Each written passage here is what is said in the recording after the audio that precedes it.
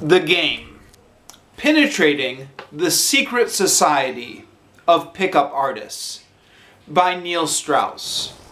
Book review. So this is one of my scripted book reviews in which I take an old book review that I wrote on my weblog years ago and try and make a YouTube video out of it for whatever that may or may not be worth. I mention that for a couple reasons. One is that I'm not sure that this book is as popular as it was 10 years ago. So it may be slightly dated now. I read it and reviewed it back in 2011, and I think even by the time I got my hands on it, it was always I was a few years late to the party.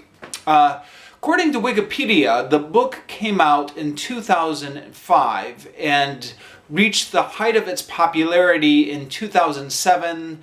Apparently there was some sort of a TV show that tied in with it. I was oblivious to all of that because I was living in Asia and was oblivious to at least some of the cultural phenomenons. And this one passed me by until I stumbled upon this book by accident. The other reason I want to make a point of mentioning that this is an old review is because at the time I picked this book up in 2011, I was still lonely and single, and the subject material maybe had more appeal to me at the time than it does now. Now I've been happily married for a couple of years, and so I don't know, if I saw this book on the shelves, I'm not quite sure I would pick it up. But back in 2011, actually let me back up. I had no idea that this book existed. I'd been living abroad, teaching English in Asia, and was a little bit out of it. And I stumbled upon this book in a used bookstore. And I saw the title, The Game. And I was thinking, actually, maybe this had something to do with history. You know, I'm a bit of a history nerd.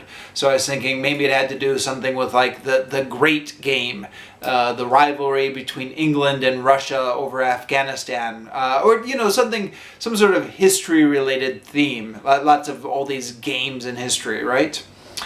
So I pull it out, I look at the back cover, where they've got the description of what the book is about, and this is what they said on the back cover. This is how the back cover reads. Nothing you have heard about the game will prepare you for it. Neil Strauss reveals the bizarre world of the PUA, pickup artist, men who devote their lives to seducing women. None of this is fiction. PUAs have their own language and codes of honor. They trade strategies online, attend each other's seminars, and share houses called projects. Strauss lived among the players and survived, but not before he proved that the game works. He transformed himself from a balding, skinny writer into the smooth-talking style, a man irresistible to women. Once an AFC, average frustrated chump, he became a legendary PUG, pickup guru. Here he describes not only his techniques of seduction, but his unforgettable encounters with everyone from Tom Cruise to Courtney Love, from Paris Hilton to Britney Spears. And that's before things start to get really strange. Shocking and hilarious, the game is compulsively readable. It will change the lives of men and the way women understand them. So, naturally, after reading this, I was skeptical. I mean, come on. Yeah, every book promises this. Every self-help book promises they're going to transform you and make you irresistible to women. And I just put it right back on the shelf and kept browsing the bookshelf. And then I found myself coming back to it because I was curious. What was in this book? Did it actually meet the expectations it promised? Would it actually give me techniques that would make me irresistible to women? I was skeptical, as you should be with a book like this, but eventually curiosity just got the better of me. And I thought to myself, if I don't pick this book up and read through it, after reading that promise on the back cover, the curiosity is going to gnaw at me for the rest of my life. You know, I've got to know what's inside this book. Is it actually the secret to making yourself irresistible for women? So I ended up buying it. Now, for better or for worse, and I will get to the flaws of this book in just a moment, but for better or for worse, I found it to be a highly addictive read. I'm usually the kind of person, I'm on BookTube, but I'm a slow reader. It takes me weeks to get through a book. I blitzed through this in just a couple of days. I couldn't put it down. It just grabbed me, and I found it very addictive. Friends of mine who saw me reading it during those 2 days, because, you know, I'd bring it out to coffee shops and stuff like that, gave me a rough time. They're like, "What? You're reading The Game?" And then they said, "Oh yeah, I read that book a couple of years ago." So I know this is all just anecdotal, but the impression I got from the people around me were I was definitely late to the party. Everyone seems to have read it already. Now, the topic of the book pretty much sells itself. You know, the secrets to make you irresistible to women. What man isn't going to be interested in that? So you would expect kind of a crappy book that's just out there to sell copies because you know, it's got a sleek advertising campaign. But that's what I was expecting, at least. So it was a pleasant surprise to find out how well the book is written. Neil Strauss is actually a talented writer. He has an engaging style. He's got the right combination of an eye for picking up little interesting details, but at the same time his narrative doesn't get bogged down by them. And I think the best way to illustrate that is just to read a sample. So this is a sample from the book. This is from page 6, and I think hopefully this will give a good idea of his style. When we arrived, the social workers led him down a long, dark hallway and into a claustrophobic cubicle with a sheet vinyl floor. The therapist sat behind a desk, running a finger through a black tangle in her hair. She was a slim Asian woman in her late 20s, with high cheekbones, dark red lipstick, and a pinstriped pantsuit. Mystery slumped in a chair across from her. "So, how are you feeling today?" she asked, forcing a smile. "I'm feeling," Mystery said, "like there's no point to anything." He burst into tears. "I'm listening," she said, scrawling a note on her pad. The case was probably already closed for her. "So I'm removing myself from the gene pool," he sobbed. She looked at him with a feigned sympathy as he continued. To her, he was just one of a dozen nut jobs she saw a day. All she needed to figure out was whether he required medication or institutionalization. "I can't go on," Mystery went on. "It's futile." With a rote gesture, she reached into a drawer, pulled out a small package of tissues, and handed it to him. As Mystery reached for the package, he looked up and met her eyes for the first time. He froze and stared at her silently. She was surprisingly cute for a clinic like this. A flicker of animation flashed across Mystery's face, then died. "If I had met you in another time and another place," he said, crumpling a tissue in his hands, "things would have been different." End quote. So as you can see maybe from that section I quoted, this is not just all tips and techniques for picking up women. This is written as a memoir. In fact, a friend of mine said of this book, he said, "A lot of people think it's a book about how to pick up women, but it's not that at all. It's a story about the kind of guys who pick up women." Now, that's partly true, what my friend said. It is true that this book is first and foremost a memoir. But it does integrate all sorts of tidbits of pickup wisdom. In addition to his storytelling abilities, the second part of Neil Strauss's genius is his ability to integrate this pickup information into a narrative structure. And this is a lot of what makes the book so addictive. On the one hand, you're caught up in the story about this fascinating world of pickup artists and the soap opera-like personality conflicts that they have with each other. I mean, it gets catty. On the other hand, you're learning tons of information about how to pick up women in bars. As I read this book, I was constantly thinking to myself, that's what I've been doing wrong all these years. It can be a real eye-opener. Neil Strauss is also very compelling as the narrator. He approaches the world of pickup artists as a complete naive, at least at the beginning of the book. And his own admitted lack of success with women makes him the perfect everyman type narrator for this type of story. Because I identified so much with him and his social awkwardness, it made it a lot easier to see this whole world through his eyes. I'm going to quote a couple passages to illustrate this.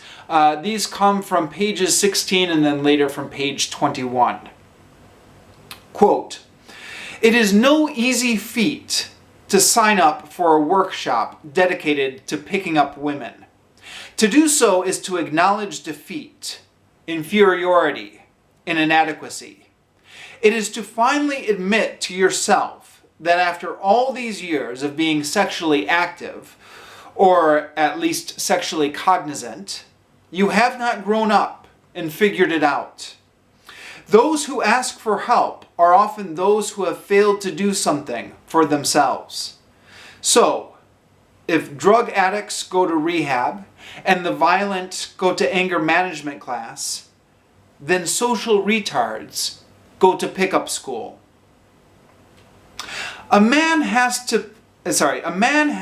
two primary drives in early adulthood. One toward power, success, and accomplishment. The other toward love, companionship, and sex. Half of life, then, was out of order. To go before them was to stand up as a man and admit that I was only half a man.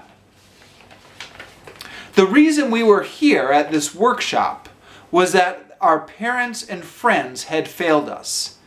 They had never given us the tools we needed to become fully effective and social beings. Now, decades later, it was time to acquire them. So as someone myself, who's always felt myself socially retarded or socially inadequate, or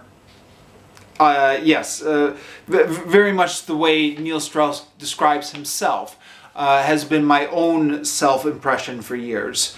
I thought that was quite vulnerable the way he described himself, and I quite identified with that, and that made me very attached to him as a narrator. Unfortunately, this likable everyman narrator does not stick around for the whole book. As Neil Strauss completes his transformation from average frustrated chump to master pickup artist, he gets more and more full of himself. He brags about how he was voted the best pickup artist by the online community, and how the rest of the newer generation of pickup artists began emulating all of his tricks. The lowest point is perhaps when he devotes a whole chapter to listing his sexual conquests. Now, I realize the purpose of this bragging is to emphasize the transformation, but it still rubbed me the wrong way. It sounded like just every other locker room talk when a guy is bragging about all the women he's slept with. The guy who's doing the bragging loves it, but everybody else is just like, oh, who is this jerk? And that is, yeah, that's kind of the impression you get as the book goes on. Finally, the book is written as a memoir. And as memoirs go, I thought it was pretty good, but it does suffer from the limitations of the genre. For one thing, we are limited to the perspective of Neil Strauss, who is completely on board with the pickup artist's method. Now, as the book progresses, Neil Strauss does question many elements of the pickup artist's lifestyle.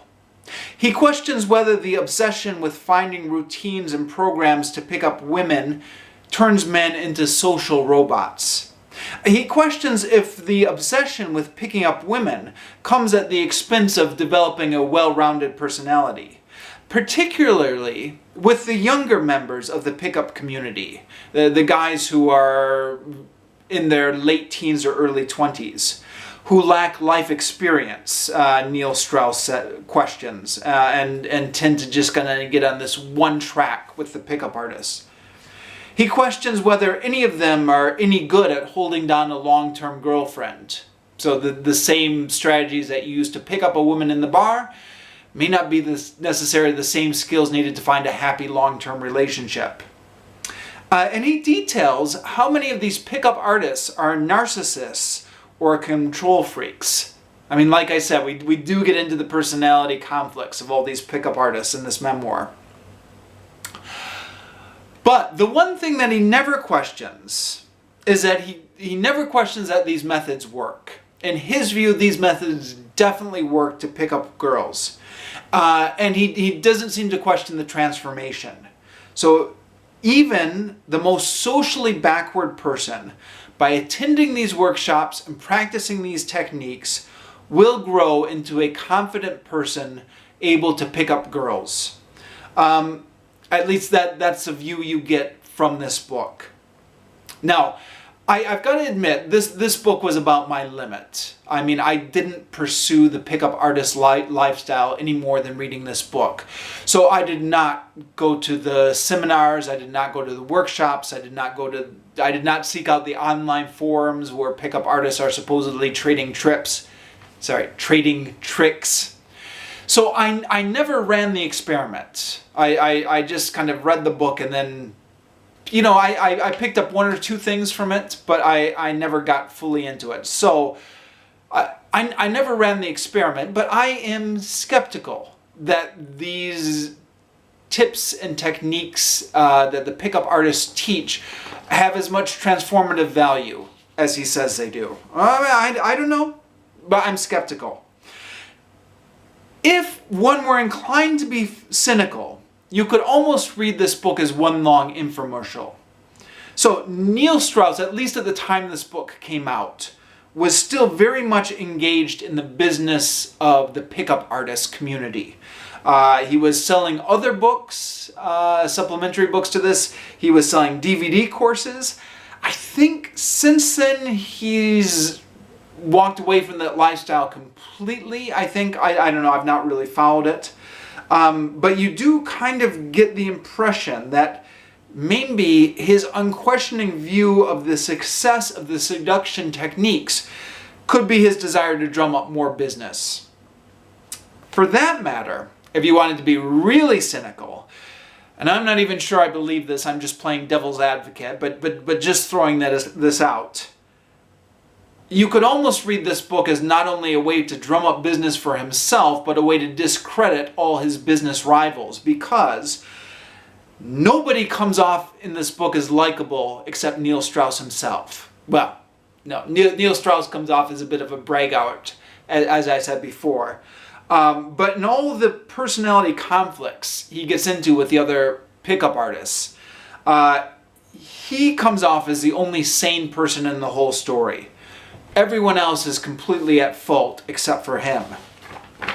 Now, even his friends, people like Mystery and Courtney Love is the character in this book, come off as likable enough, but obviously mentally unstable.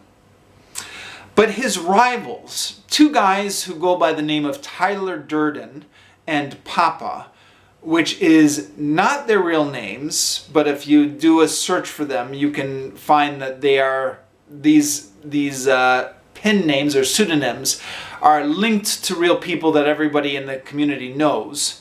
They come off as very, very bad. One of these days, I'm going to have to research what the libel law is, because every time I read a book like this, I'm like, can they write that? I mean, I'm surprised you can't get sued for writing a book like this, which kind of takes all these things that were said in supposedly private conversations about these two people who were not hot, they weren't celebrities. I guess they were well known maybe in certain circles in the seduction community, but they weren't big profile people before this book. And he really trashes them. Now, if they're the scheming, manipulative figures, if his portrayal of them is accurate, then you do get the sense that they kind of deserve a public trashing. But then that raises the question, is his portrayal of them accurate? I don't know. Final verdict. It's entertaining. I don't remember the last time I read a book that was so entertaining. So it's an addictive read. I guess I would recommend it on those grounds. How much of this is accurate? I guess you're going to have to be your own judge. Okay, a couple more random thoughts before I close this one off.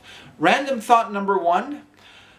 I can't find this written down anywhere on the internet, but I'm guessing that the character of Barney Stinson from How I Met Your Mother has got to be based, at least in part, from the characters in this book. I mean, so much of the theories that Barney Stinson sprouts, or so much of the jargon he uses, seems identical to the stuff that's in the Pickup Artists. I guess this book came out in 2005, and How I Met Your Mother also came out in 2005, so... But, you've got to assume that it was in development a couple years before it came out. So, actually, maybe that timing doesn't work out exactly. But, I don't know. The creators of How I Met Your Mother have got to at least have been aware of this community. But Barney Stinson emulates their jargon perfectly. Last little thought. I mentioned that this was originally a blog post, and I'll read a comment that a friend left on that blog post, because I think this comment was insightful. He said, quote, "The pump and dump aspect to it all is repulsive and depressing, of course. Mary, that's a mutual friend, has made a case, persuasive I think, for segments of society that go feral in some regard. And the game community, should put scare quotes around that word too, more than qualifies. Also, N+1 did a terrific survey of Strauss and Mystery and their various game spin-offs since Strauss's book, but it doesn't seem to be available online, alas. If I find it, I'll pass it along. I never did get that, actually. He goes on to say, though, he says, but a little game goes a long way. Not a bad thing to be cognizant of, for either gender. In fact, my daughters will have their own copies of this book in another year or two. I will be making sure of that. Yeah, not a bad idea, actually. If I had teenage daughters... because you want them to be aware of the stuff that's out there, right? He says, I've got a couple of friends, male, who obsess about this stuff. They call blogs devoted to the subject matter and pare down the various strategies. The one is married, the other not. Curiously, they both register on the Asperger's spectrum. Not sure what that says. Yeah, I mean, I really hate to get into amateur diagnosis and stuff like that. But you do wonder about some of the people even described within the book, the game itself. If they're type of people who would be predisposed to kind of try and see human behavior in terms of codes and strategies. And then he says, it's worth the read so long as you find a used copy. I can't bear to think of giving Neil Strauss any money. Well, you guys would have to make your own judgment of that. It is worth the read. Use your own judgment as to how accurate the information in there is, but it's probably worth the read.